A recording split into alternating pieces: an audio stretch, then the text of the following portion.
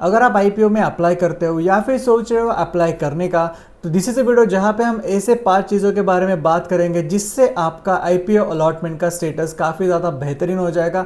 आपको काफ़ी ज़्यादा आसानी होगी जब भी आप आईपीओ में निवेश करेंगे।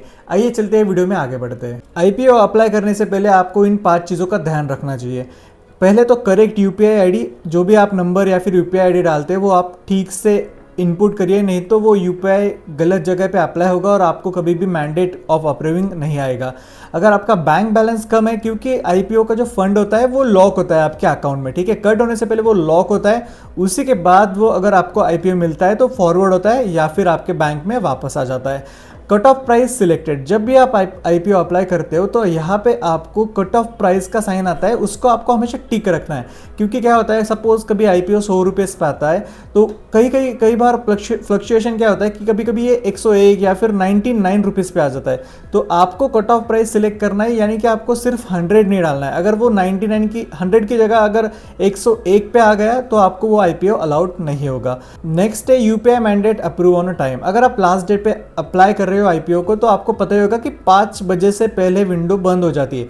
अगर आपने 5 बजे को अप्लाई किया बट ये जो मैंडेट है वो आपके बैंक की तरफ से आता है, आपके सपोज आपने फ़ोन पे या फिर जीपे से किया तो वहाँ पे एक अप्रूवल का आता है जहाँ पे उसको आपको अप्रूव करना है, उसी के बाद आपके अकाउंट से वो जो अमाउंट है वो लॉक होता है। तो अगर आप लास्ट डे तक वेट करोगे तो ये ठीक नहीं रहेगा। मुझे लग रहा है कि लास्ट डे तक आप 2 से या 3 बजे तक आप अप्लाई कर दीजिए आईपीओ को। करेक्ट इन्वेस्टर कैटेगरी रिटेल या फिर एचएनआई। अगर आप एचएनआई कैटेगरी सिलेक्ट करोगे तो आपको अमाउंट जो है वो काफ़ी ज़्यादा रहेगी, मतलब 2 से 3 लाख की अमाउंट होती है। अगर आप बड़े अमाउंट पे अप्लाई करना चाहते हो तब आप एचएनआई कैटेगरी में आते हो। अगर आप single a lot like mostly IPO की प्राइस होती है 15,000, अगर आप सिंगल आईपीओ अप्लाई करना चाहते हो तो आप retail as a investor apply करोगे। कि दूसरी गलती क्या होती है कि आईपीओ आते ही हम अप्लाई कर देते हैं, पहले ही दिन अप्लाई, आखिरी दिन पे आपको डिसीजन लेना है। अगर आपको पता ही होगा कि कुछ महीनों पहले पेटीएम का आईपीओ आया था, पेटीएम तो काफ़ी बड़ा नाम है, तो लोगों ने क्या किया, इसको अप्लाई करना स्टार्ट कर दिया बहुत ही जल्दी। जिस दिन वो आया उसी दिन ये अलॉटमेंट भी सबको आ गया। अलॉटमेंट होने के बाद बट जब ओपनिंग हुई तो वहाँ से लेके अभी तक ये स्टॉक 30 से 40% डाउन है। तो मैं कहूँगा don't apply just because IPO open, मतलब आईपीओ आया है तो बस उसको अप्लाई मत कर दीजिएगा। आपको वेट करना है फाइनल डे के सब्सक्रिप्शन नंबर्स पे। आपको सब्सक्रिप्शन नंबर कहाँ पे दिखेंगे, आइए मैं आपको स्क्रीन पे दिखाता हूँ। यहाँ पे सबसे पहले आपको आना है गूगल पे, उसके बाद आपको टाइप करना है बीएसई आईपीओ, जहाँ पे बीएसई की एक सेपरेट पेज है आईपीओज के लिए। यहाँ पे हम देख सकते हैं लिस्ट ऑफ आईपीओज। यहाँ पे करंटली जो आईपीओ चल रहा है वो है कैलिबर माइनिंग का, उस पर क्लिक करेंगे। उसके बाद जो सेकंड ऑप्शन है बीएसई डिमांड शेड्यूल, यहाँ पे उसको राइट क्लिक करके मैं अलग से टैब पे ओपन कर लेता हूँ।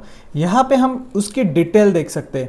अगर हम स्क्रॉल डाउन करेंगे तो हमें यहाँ पे पता चलता है कि overall categories, number of shares कितने हैं और कौन से कैटेगरीज में कितने ज़्यादा अप्लाई हुए हैं। अगर हम देखें तो यहाँ पे क्वालिफाई इंस्टीट्यूशनल है 0.29, नॉन इंस्टीट्यूशनल इन्वेस्टर यहाँ पे 159 और अगर रिटेल इन्वेस्टर देखें तो 1.58। इस तरह हमें मिलता है एवरेज की इस आईपीओ का सब्सक्रिप्शन स्टेटस 1.21x से। तो आपको ये बात लास्ट डे पे चेक करनी है कि कितनी ज़्यादा सब्सक्रिप्शन आपको उस आईपीओ में दिख रही है। उसके बाद आपको लेटेस्ट जीएमपी चेक करना है। मैं आपको बताऊंगा कि कैसे आप इजीली जीएमपी चेक कर सकते हो। ऑब्जर्व ओवरऑल मार्केट सेंटीमेंट, आपको देखना है कि इस आईपीओ में कितना दम है, मतलब ओवरऑल मार्केट में डिस्कशन चलता है आईपीओ का कैसा रहेगा क्या रहेगा, उसके हिसाब से आप इसमें डिसीजन ले सकते हो। थर्ड पॉइंट है जीएमपी कहाँ और कैसे चेक करें। आपको बस एक रिलायबल जीएमपी सोर्स चाहिए जहाँ पे आप जीएमपी की वैल्यूएशन चेक कर सकते हो। अगर आप दूसरों पे भरोसा करोगे तो आपको लगेगा कि जीएमपी कभी आपको पता ही नहीं चलेगा कौन सी करंटली वैल्यू पे चल रहा है। तो और दूसरी बात सबसे इंपॉर्टेंट है, सिर्फ जीएमपी पे आपको बिलीव नहीं रखना है। जैसे कि मैंने बोला, अगर ओपनिंग के डेट पे आपने सिर्फ जीएमपी देखा कि इसका जीएमपी अभी करंटली 50% पे और आपने अप्लाई कर दिया, जीएमपी आने वाले दिनों में नीचे भी आ सकता है, आपको इस बात का ध्यान रखना है, ठीक है। और जीएमपी कंपेयर करना है सब्सक्रिप्शन डेटा के साथ। कई बार ऐसा होता है कि सपोज अभी आईपीओ लॉन्च हुआ, मतलब कंपनी इस्टेब्लिश हो गई, तो कंपनी आते समय आपको कभी कभी ऐसे कंसिडर करते दिख सकती है, ठीक है, मतलब उसका जीएमपी रहेगा 10% के आसपास। बट होता क्या, कुछ ही दिनों बाद आपको वो स्टॉक एकदम से रैली करते हुए दिख सकता है कि वो रुकता ही नहीं, और इसका कारण है सब्सक्रिप्शन और डेट कंपनी के फंडामेंटल्स। लाइव जीएमपी चेक करने के लिए सबसे पहले आपको आना है गूगल पे। आपको यहाँ पे सर्च करना है जीरो द जीएमपी। ये आपको सिंपल मैं बोल रहा हूँ टर्म, ये जीरोधा नहीं दिखाता, बट आपको अगर जीरोधा सर्च करोगे जीएमपी तो आपको यहाँ पे एक साइट मिलेगी इन्वेस्टर गेन करके, ठीक है। आपको याद रखने के लिए मैंने ये जीरोधा जीएमपी बोला है। उसके बाद आपको इस साइट पे क्लिक करना है। यहाँ पे आपको डिटेल में सारी इंफॉर्मेशन मिलेगी। करंटली कौन सा आईपीओ ओपन है, कौन से आईपीओ अलॉट हो गए, कौन से क्लोज हो गए। यहाँ पे पता चलता है कि ये मेन बोर्ड का आईपीओ है या फिर एसएमई का। एसएमई आपको पता होगा कि आपको बहुत ज़्यादा अमाउंट पे अप्लाई करना पड़ता है, जिसमें लाइक लिक्विडिटी काफ़ी ज़्यादा कम होती है। अगर मेन बोर्ड के आईपीओ देखें तो हम यहाँ पे देख सकते हैं कैलिबर माइनिंग, उसमें 27% का भी आईपीओ रनिंग है। सब्सक्रिप्शन स्टेटस यहीं पे दिखता है आपको 1.31, बट यहाँ पे डिटेल में नहीं दिखता कि किसने कितना सब्सक्राइब किया है। जैसे कि हमने सेकंड पॉइंट में बात की, तो वहाँ पे आप डिटेल में देख सकते हो रिटेलर्स ने कितना किया है और इंस्टीट्यूट ने कितना।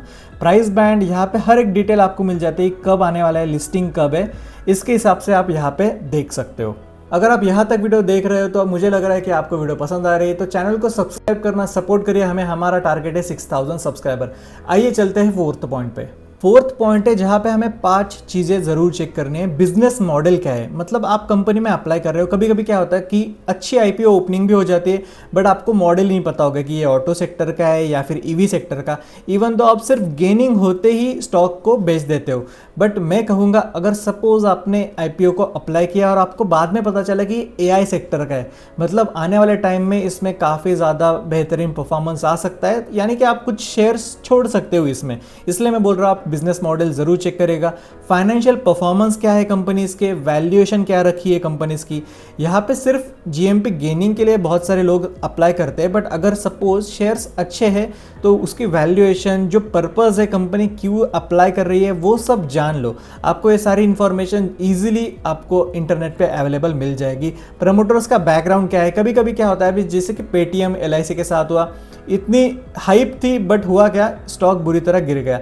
अगर सोचो कि आप सिर्फ उसी चीज़ पर रहोगे कि एलआईसी का आईपीओ आ रहा है, पेटीएम का आईपीओ आ रहा है, बट आपको इसके बारे में डिटेल में पता ही नहीं, उनका बिजनेस मॉडल कैसा चल रहा है, वैल्यूएशन क्या है, क्या उनका पर्पस था आईपीओ लाने का, तो आप ऐसे स्टॉक में फंस जाओगे। फिफ्थ मोस्ट इंपॉर्टेंट पॉइंट है, हर आईपीओ में अप्लाई करना ज़रूरी नहीं है।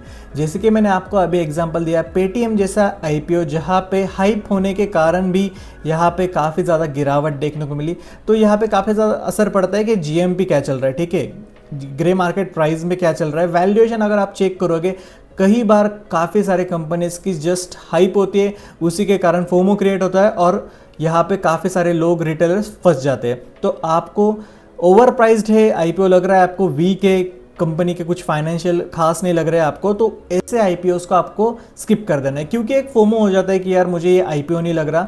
तो आपको ऐसी चीज़ छोड़ देनी है कि अगर ये आईपीओ आपको लग रहा है कि यार फाइनेंशियल ठीक नहीं लग रहा है, तो ऐसे आईपीओ को आप अवॉइड कर सकते हो। और सिक्स्थ और बोनस पॉइंट है जो हम आगे वीडियो में डिस्कस करेंगे। तो बोनस पॉइंट ये है कि जब भी आप आईपीओ में अप्लाई करो, ये ध्यान रखना कि आप सेम अकाउंट से, मतलब आप ही का अकाउंट है, ग्रो पे है, काइट पे है, तो आप अलग अलग अकाउंट से अप्लाई करोगे तो वो आईपीओ लगने के चांसेस चले जाएंगे।